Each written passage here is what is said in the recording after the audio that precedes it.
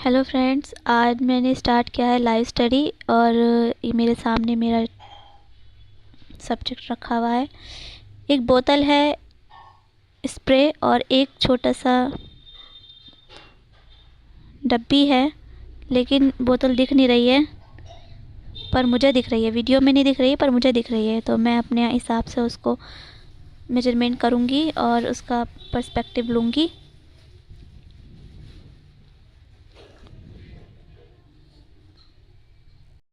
जैसे कि मैं ऊपर की का हिस्सा देख रही हूँ और ऊपर का निशान लगा रही हूँ, वैसे वैसे ही आप भी लगा सकते हैं।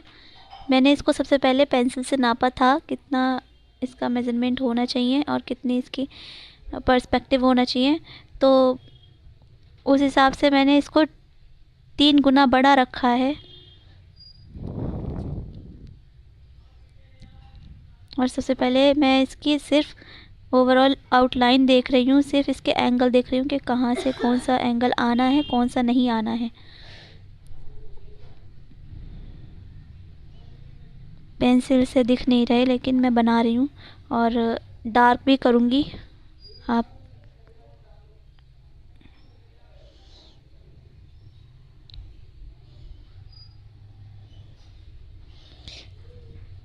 मुझे जहाँ जहाँ मुझे बनानी है लाइन, वहाँ वहाँ मैं ये देख रही हूँ कि मैं कहाँ लाइन बना सकती हूँ। मैंने वहीं लाइन बना दी है और पेंसिल से नापती जा रही हूँ और बनाती जा रही हूँ।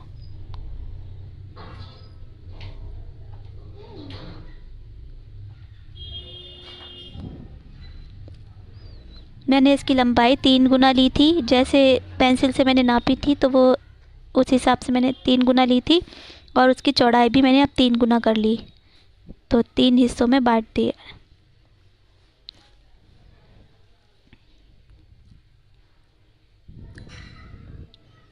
जब भी हम कोई वर्क बनाते हैं तो उसको मैंने पहले भी बताया है कि सिंप्लीफाई करना चाहिए। सिंप्लीफाई करे बिना अगर हम बनाएंगे तो ठीक नहीं बनेगा। ठीक क्या, बिल्कुल भी ठीक नहीं बनेगा। और लाइन बनाने से पहले ये ध्यान रखना चाहिए कि हमें लाइन बनानी है कहाँ पर, क्योंकि अगर हम बनाने से पहले सोचेंगे नहीं कि हमें बनानी कहाँ है, तो हमारी गलतियाँ होंगी और लाइनों में भी गंदगी आ जाएगी, पहले से पहले अगर हम सोचेंगे नहीं तो। मैं सोचती जा रही हूँ कि मुझे लाइन बनानी कहाँ है, वैसे ही मैं बनाती जा रही हूँ। ठीक है, देखा, मैंने 3 गुना ही नापा था और मैंने पेंसिल से नाप लिया कि 3 ही जगह है इसकी लंबाई, और ज़रा सी बढ़ती थी तो मैंने वो मिटा दी। इसकी चौड़ाई इतनी है और इसकी लंबाई।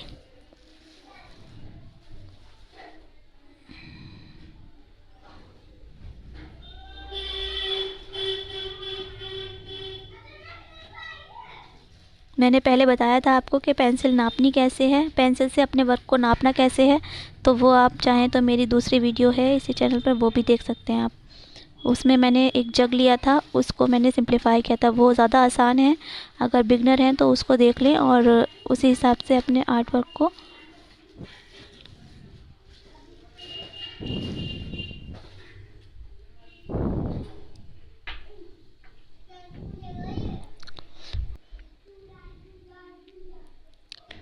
और हम जब कोई चीज़ बनाते हैं तो उसका, अगर हम कोई चीज़ बनाते हैं और उसको हमें डबल बनाना हो या ट्रिपल बनाना हो, तो उस हिसाब से हमें उसमें उतनी ही उसकी लंबाई और उतनी ही उसकी चौड़ाई बढ़ानी पड़ती है जितनी कि वो असल लंबाई और चौड़ाई उसकी होती है। अगर हमें डबल बनाना है तो उसकी डबल लंबाई बढ़ानी पड़ेगी, और हमें अगर उसका ट्रिपल बनाना है तो उसको 3 गुना बढ़ानी पड़ेगी। ठीक है,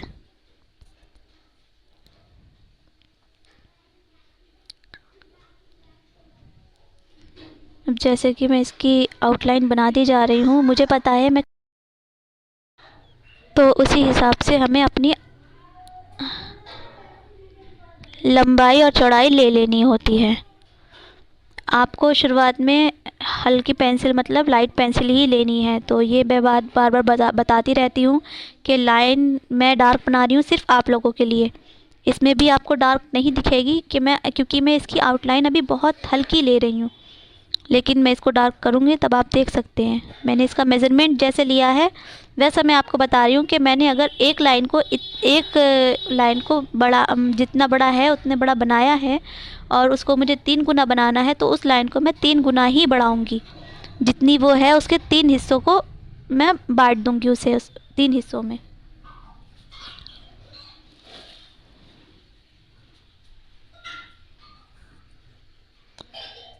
बिगनर होते हैं जो वो क्या सोचते हैं कि हम फ़ोटो से तो बना लेते हैं, हमें लाइव बनाने की क्या ज़रूरत है। लेकिन क्या होता है ना, फ़ोटो से हम अगर आसानी से बना ले रहे हैं तो हमारा इसका मतलब ये नहीं है कि हम लाइव भी बना लेंगे आसानी से। लाइव बनाना तो मोस्ट मोस्ट मोस्ट इम्पॉर्टेंट है। अगर हम आर्ट वर्क की प्रैक्टिस कर रहे हैं, अपने ड्राइंग की प्रैक्टिस कर रहे हैं, बेस उसका मज़बूत रखने के लिए हमें लाइव स्टडी करते रहना चाहिए और सबसे ज़्यादा लाइव स्टडी ही करनी चाहिए। ड्राइंग को मज़बूत बनाने के लिए ये ज़रूरी नहीं कि हम आलतू फालतू चीज़ें कर रहे हैं। जो ज़रूरी है, जो मेन है, उन चीज़ों पे अगर आप फोकस करेंगे, 100 चीज़ों पे ध्यान लगाने के बजाय अगर आप 2 चीज़ों पे ध्यान लगाएंगे तो आपकी ड्राइंग इम्प्रूव होगी 100%।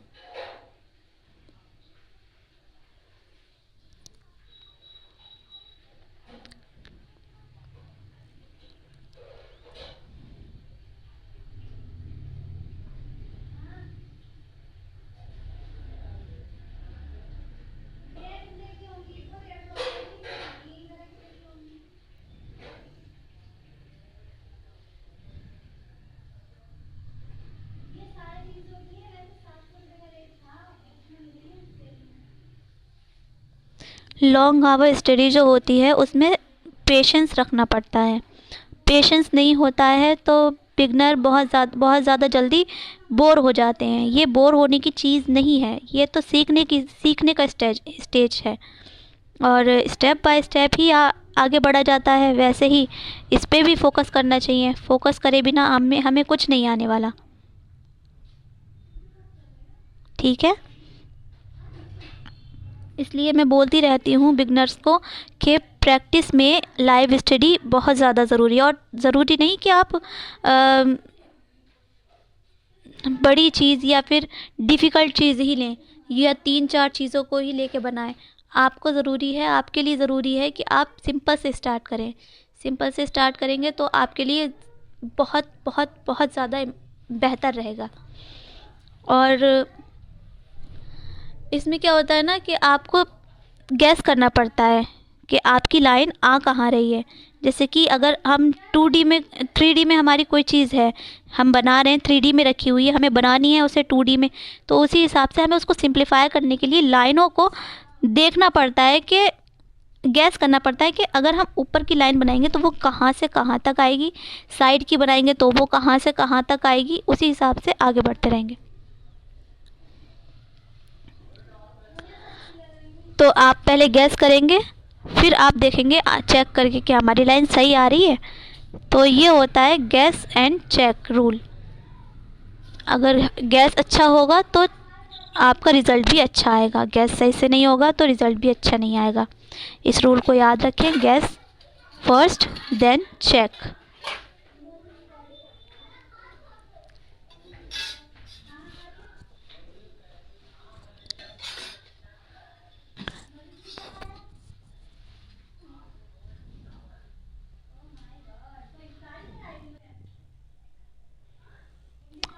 अब मैं इनकी डिटेल्स ले रही हूँ कि मुझे डिटेल्स में क्या ऐड करना है, लेकिन डिटेल्स भी मैं उसके बाद ले रही हूँ।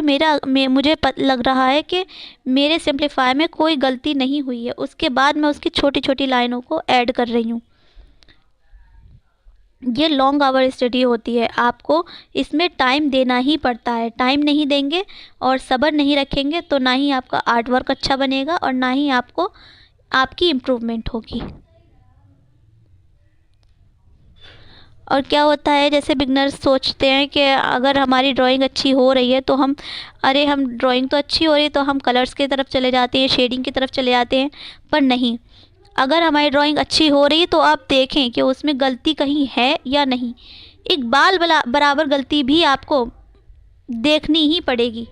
अगर वो गलती नहीं दिख रही है तब आप जाके शेडिंग का हिस्सा पूरा कर सकते हैं, कलर का हिस्सा, क्योंकि 80% हिस्सा हमारी ड्राइंग का होता है और 20% हिस्सा, सिर्फ 20% हिस्सा हमारी शेडिंग या फिर कलरिंग का होता है।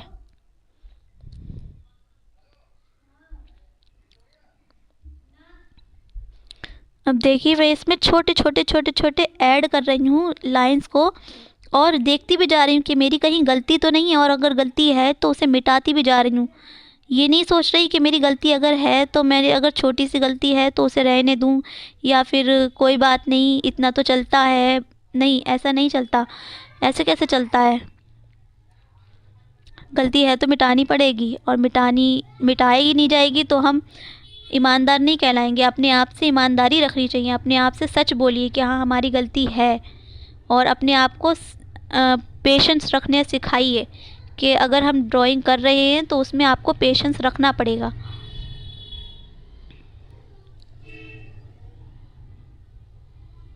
ठीक है, आप ऐसे ही अपने कोई भी स्टिल लाइफ सेट कर सकते हैं। और अभी मैं शेडिंग नहीं कर रही हूँ तो मैंने लाइटिंग का ख्याल नहीं रखा है, सिर्फ आउटलाइन कर रही हूँ तो मैंने सिर्फ सामने रखा है। लेकिन हम जब शेडिंग करते हैं तो लाइटिंग का बहुत ज़्यादा अहम किरदार होता है कि हम अपने आर्ट वर्क बनाते टाइम, अपने ड्राइंग बनाते टाइम लाइट को किस रुख से रखेंगे, कि अगर हमारी हम सामने से रखेंगे तो हमारे वर्क पे, हमारे सब्जेक्ट पे लाइट कहाँ पड़ रही है और हमारी शेडो कहाँ पड़ रही है। और हम अगर इस साइड रखेंगे, उल्टी साइड रखेंगे, तो हम देखेंगे कि हमारी लाइटिंग कहाँ पड़ रही है और शेडो हमारी किस साइड आ रही है। क्योंकि ये होता है ना कि हम जिस साइड से लाइट आती है उसकी अपोजिट साइड में उसकी शेडो जाती है, ये तो आपको पता ही होगा। तो शेडो का ख्याल रखना बहुत ज़्यादा इम्पॉर्टेंट माना जाता है। इसके लिए भी मैं आपको वीडियो बना के दिखाऊंगी कि शेडो का ख्याल कैसे रखा जाता है और शेडो का क्या महत्व होता है, या वैल्यूज़ का क्या किरदार होता है हमारे आर्ट वर्क में। मैं सब कुछ लाऊंगी लेकिन स्टेप बाय स्टेप। पहले इसको देखते हैं। मैंने आपको बताया था पहले प्रिंट आउट से बनाना, कि उसमें लाइनिंग कैसे ऐड करनी होती है या फिर कहाँ से उसमें उसको कैसे नापा जाता है, वैसे ही यहाँ पर नापा जाता है। लेकिन यहाँ क्या होता है, ये चीज़ हमारे सामने रखी है वो है 3D में, और उसे हमें कन्वर्ट करना है 2D में। और हम जब प्रिंट आउट से करते हैं तो वो होता है 2D में, और उसे बनाना भी हमें 2D में ही होता है, तो वो थोड़ा आसान हो जाता है।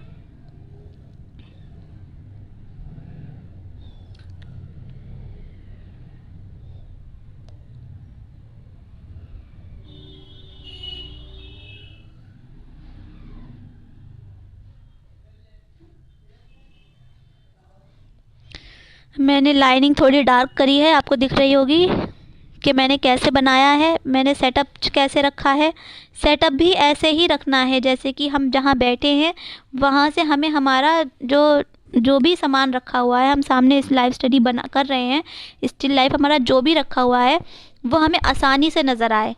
मैंने कैमरे में इसको लेने की कोशिश करी है और अपने आर्ट वर्क को भी लेने की कोशिश करी है, पर थोड़ी थोड़ी दिक्कत हो जा रही है, लेकिन मैं फिर भी कोशिश कर रही थी।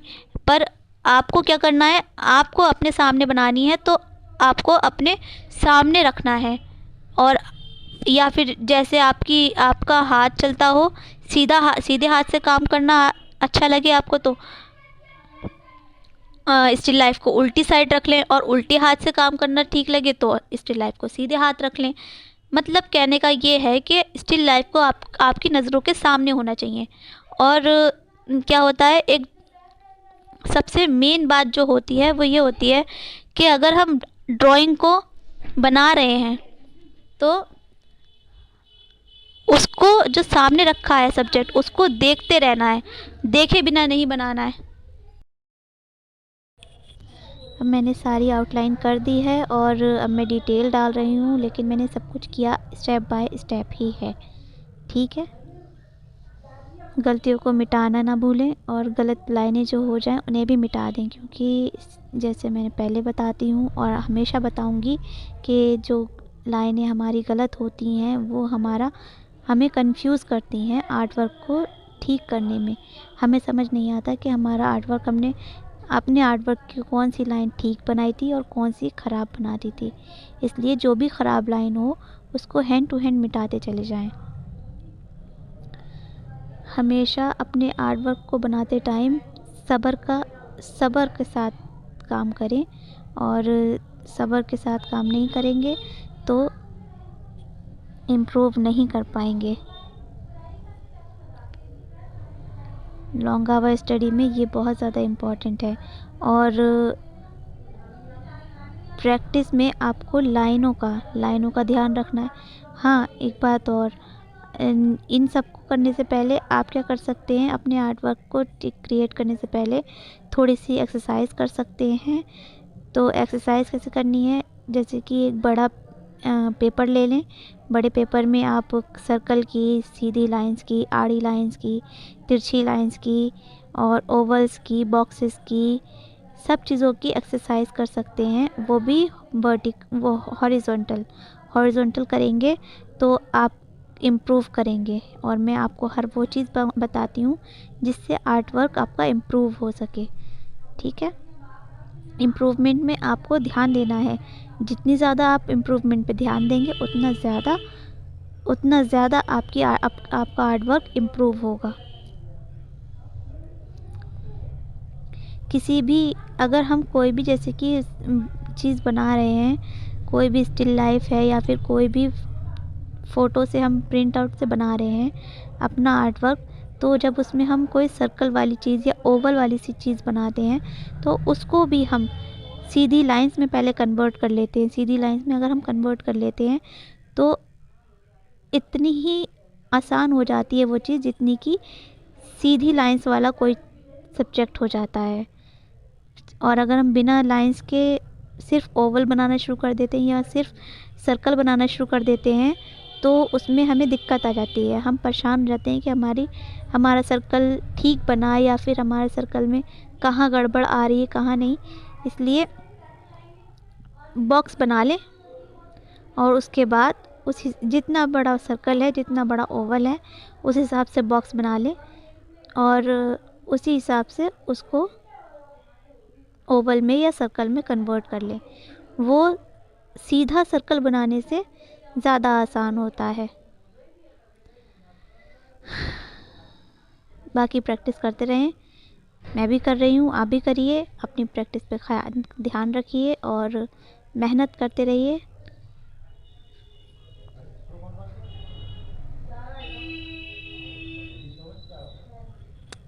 प्रैक्टिस बहुत ज़्यादा इम्पॉर्टेंट है।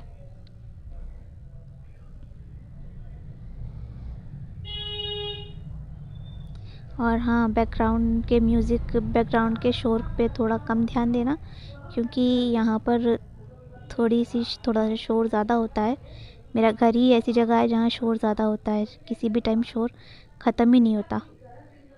मैं रिकॉर्डिंग करने के लिए रह जाती हूँ कि कैसे करूँ, कब करूँ, कहाँ करूँ, लेकिन जितना मैं सोचती हूँ शोर कम हो उतना ही और बढ़ता चला जाता है और मुझे रिकॉर्डिंग ऐसे ही करनी पड़ती है। आप सिर्फ मेरी बातों पे ध्यान दें और अगर ज़्यादा कन्फ्यूज़न हो तो कॉपी पेन ले लें, थोड़ी बहुत जो बातें इम्पॉर्टेंट लगें वो नोट कर लें और अपने आर्ट वर्क में इम्प्लीमेंट करें। ठीक है,